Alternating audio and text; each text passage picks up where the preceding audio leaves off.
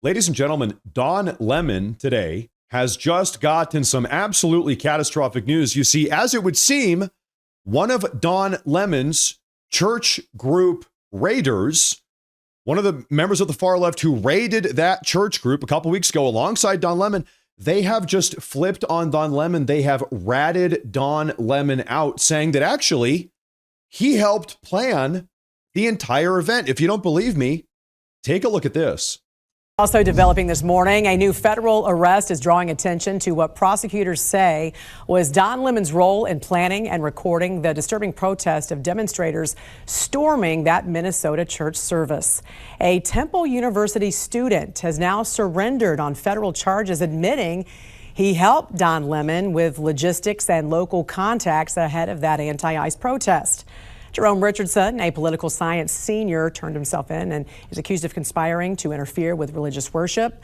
Court records and social media posts show Richardson describing himself as assisting Don Lemon in the days leading up to the protest. Lemon, who claims he was just reporting, was arrested last week and released, but prosecutors say this new arrest undercuts that defense, suggesting planning and not just passive coverage. They are eating each other alive. They are flipping on each other. They're trying to make plea deals. You know, some bargain here is trying to be made. This is a far left university student, political science major. He says, according to him, that Don Lemon was actually involved in the planning days in advance. This was all highly premeditated. And now this is important because remember, Don Lemon's defense is that, well, he was just driving around town. He stumbled upon this group of far left protesters. He said, hey, I wonder what they're doing. He pulled over, he got out of his car, and then he tagged along. As a good journalist would, he took it upon himself to document the entire ordeal. But my heavens, he had no idea what they were going to do in advance. Well, Mr. Lemon.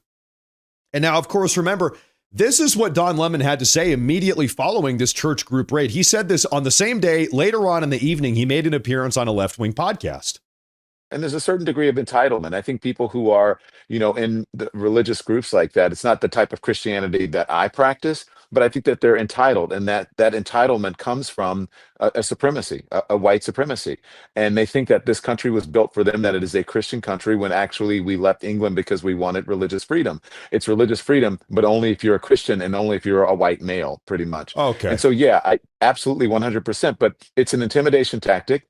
And, I said, I don't understand how I've become the face of it when I was a journalist. I do understand that I'm the biggest name there.